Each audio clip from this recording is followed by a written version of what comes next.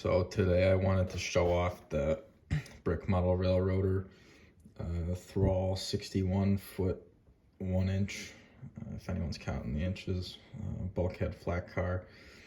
They sell you the instructions and the decals or decals, and roller bearing caps and couplers, because they have their own KD coupler that's all metal, which is really cool. If you look at the file that they have on their website, it's red for CP because CP had this particular bulkhead flat car in red. But Rapido's doing the Canadian bulkhead flat car. I don't know if they're Trenton Works or Maritime Industries or both, or a mix of both, but they had a black one there. And I do like rivet counting and armchair modeling and being prototypical as possible, but the black parts were a lot easier to get, and I think it looks good. And it's not like CP never had black bulkhead flat cars, so I did that. And the decals look crisp. They have like a third-party company they go to for the decals, but they sell them to you directly and they ship them to you in your order. And they're really good and they're really easy to apply.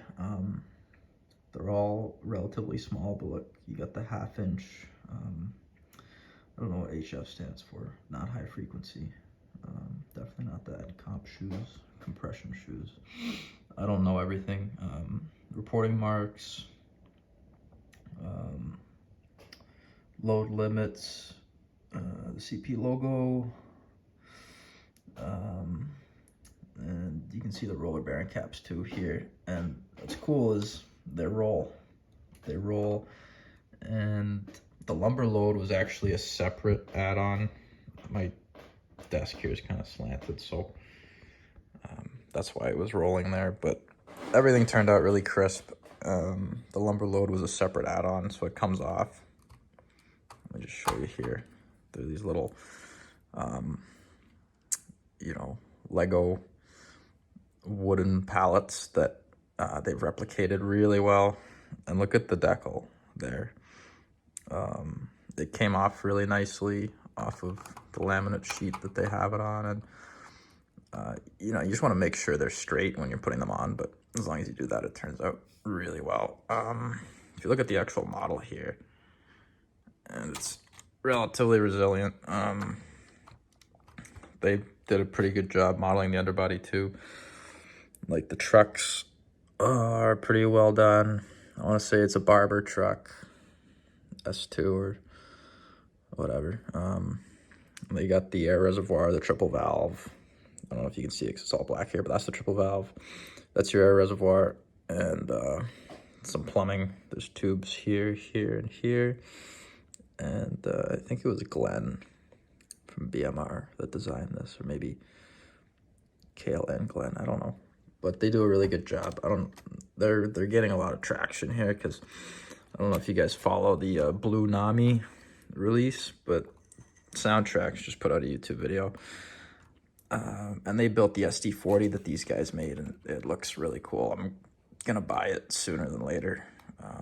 I would like to do a Canadian road, but I think they only have NS, BN, BNSF, and Conrail. And I think some of the parts only come in black. So if you do like the Conrail, you kind of want it to be blue, but it's black, unless, you can always paint the parts too. Some people think it's cheating, but I think Lego trains are really cool. And I think it's cool how, you're getting basically prototypically accurate models now in L gauge, because L gauge is a thing. I think they bought the domain, and there's a lot of people into this now, which I think is awesome. I'm mostly HO, because HO is,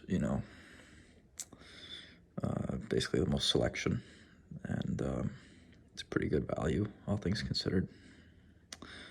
But Lego's cool. I'm getting into Lego as well. These are the KD couplers that they've custom engineered, and I don't have any other Lego trains, or at least, none that are 8 wide, which is 1:48 scale. They actually scale these down to, it's basically O scale.